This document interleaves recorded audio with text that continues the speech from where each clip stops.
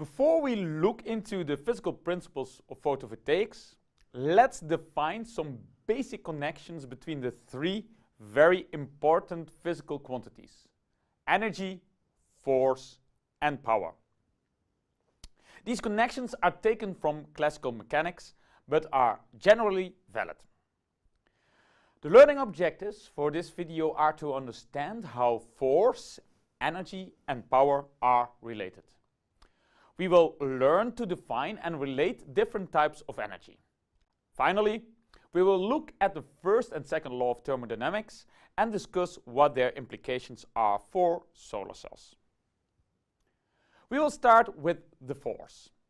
The force can be defined as any influence on an object that changes its motion. A force is exerted as a result of an interaction between two or more objects. The objects can be in physical contact or at a distance, like gravitational forces or magnetic forces. In this figure, a very strong man exerts a force on a granite block. The force causes the block to accelerate. According to Newton's second law, the acceleration A depends on the magnitude of the exerted force F and the mass m of the object that undergoes the acceleration, as shown in this equation. We can gather from the figure that the force and the acceleration are vectors or directional quantities. The units of force are kilogram times meter per second square, which is known as a Newton, denoted by N. The amount of energy used in this interaction is given by the product of the force and the distance s. Energy is a very useful concept to evaluate an amount of effort to accomplish a system change. Or, to put it simply, the ability of a system to do work. Let's put this definition of energy in practice. Here we have a tomato. We lift the tomato up to a height of 1 meter, for which we have to overcome the gravitational force G. Since the required amount of energy is equal to the force times the distance, it is equal to G times the height h. The gravitational force near the surface of the Earth is equal to the mass of the tomato times the gravitational acceleration, which is denoted by the lowercase g. The amount of energy required to lift the tomato is therefore equal to 1 kilogram times meter squared per second squared. This is known as a joule, after the English physicist James Prescott Joule. Since energy is equal to a force applied over a certain distance, 1 joule can also be defined as the amount of energy required to apply a force of 1 Newton over a distance of 1 meter.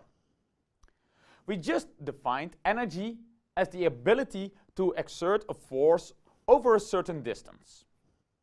But that is not the only definition of energy. Energy can be converted from one form to another, and all these manifestations of energy that we can observe are related to the great physical constants that define our universe.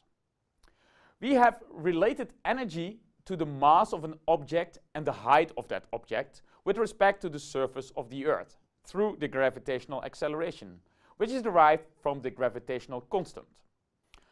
According to Einstein's famous equation, energy and mass are also interchangeable through the speed of light in vacuo, denoted by C0. The energy contained in a voltage, which is a difference in electric potential charge, is related through the elementary charge, denoted by Q. The elementary charge is the charge of a single proton or electron, which have similar charge but opposite signs. The elementary charge is expressed in Coulomb, after the French physicist Charles-Augustin de Coulomb, which is equal to an ampere times a second. The amount of thermal energy present in a temperature is defined using Boltzmann constant, denoted by Kb. Finally, the discrete particles of energy contained in an electromagnetic radiation, like light, is a function of only its frequency, denoted by nu. Energy and frequency are related through Planck's constant, denoted by h. All these constants and implicitly all these definitions of energy play an important role in the field of photovoltaics. Now on to power. The power P is defined as the amount of energy used per unit time, denoted by T. Power is therefore expressed in joules per second. 1 joules per second is also known as a watt after Scottish engineer James Watt. As an example, with 70 joules of energy, we could power this 70 watt incandescent light for exactly 1 second. We could also power this 7 watt LED light for 10 seconds or 10 of these LED lights for 1 second. Joules are not the only unit used to express a certain amount of energy.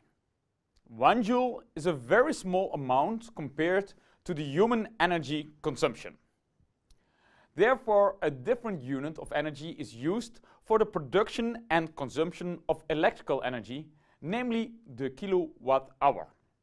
1 kilowatt hour, as the name implies, is the amount of energy consumed if a power of 1 kilowatt is applied for 1 hour. Since 1 kilowatt is equal to 1000 joules per second, and there are 3600 seconds in an hour, 1 kilowatt hour is equal to 3.6 megajoules. The amounts of energy used in the atomic physics relevant for solar cells, on the other hand, are very small. We therefore use the unit electron volts. An electron volt is the amount of energy a body with a charge of 1 elementary charge gains or loses when it's moved across the electric potential difference of 1 volt. 1 electron volt is therefore equal to the elementary charge times 1 volt, which equals 1.6 times 10 to the power minus 19 joules. For the large-scale production and consumption of energy, a unit is used that is much larger than the joule, namely the ton of oil equivalent, or TOA. A TOA is defined as the amount of energy released by the burning of 1 ton of crude oil. 1 TOA is equal to 4.2 times 10 to the power 10 joules. Finally, in the food industry, the unit of calorie is used. 1 calorie is defined as the amount of energy required to raise the temperature of 1 gram of water by 1 degree Celsius at a pressure of 1 atmosphere. 1 calorie equals to 4.2 kilojoules. We discussed how energy can be converted from one form into another form. Practical examples are wind turbines that convert the kinetic energy contained in the particle flow that we know as the wind into mechanical energy, which is then converted into electrical energy. Chemical energy stored in fossil fuels are converted into thermal energy, which is in turn converted into mechanical energy, and finally electrical energy. Solar cells convert the energy contained in electromagnetic radiation directly in electrical energy. The first law of thermodynamics tells us that throughout all of these conversions in a closed system, the total amount of energy is conserved. This means that in a closed system like the universe, the total amount of energy does not change. The second law of thermodynamics, however, states that the entropy of a system can only ever increase or stay the same. So, what exactly is the entropy of a system? The entropy is a measure of the amount of dispersion of matter and energy in a closed system. The fact that entropy only increases implies that the amount of dispersion will only ever increase. This is illustrated by the figure on the right.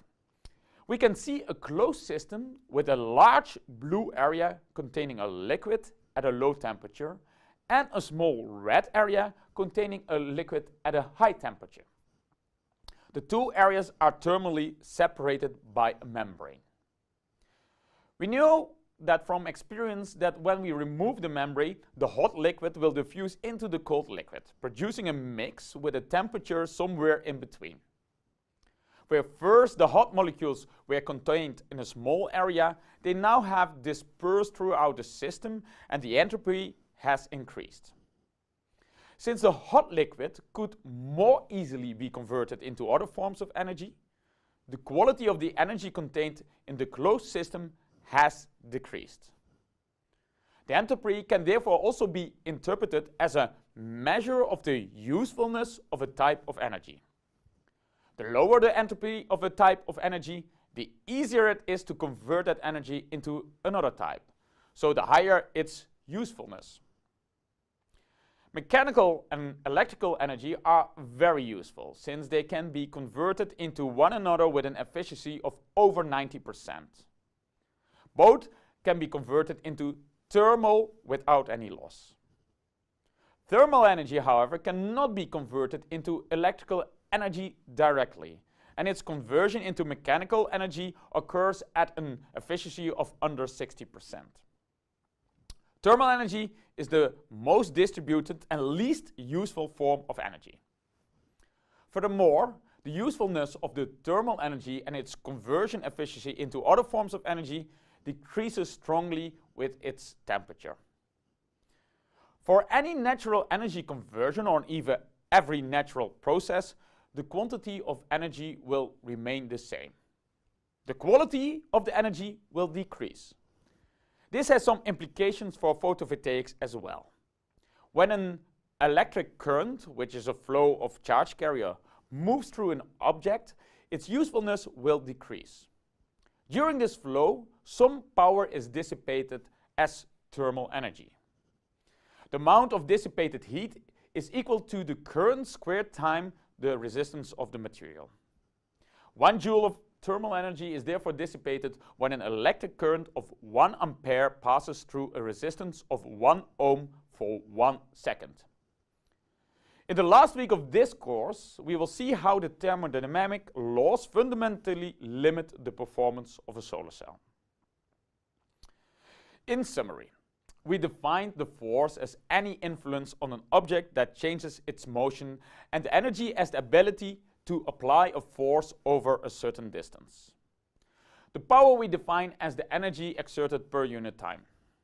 We introduced a number of alternative definitions, of which the kilowatt hour and electron volt are of special interest to us as solar cell engineers. We discussed how one form of energy can be converted into another without changing the total amount of energy in a closed system. Then we found that even though the quantity of the energy in a system does not change, the quality of the energy will only ever decrease or stay the same. Thermal energy is the most dispersed and least useful form of energy, and we discussed the thermal energy dissipation in a material. In the next video, we will discuss the output of our greatest source of energy, the sun.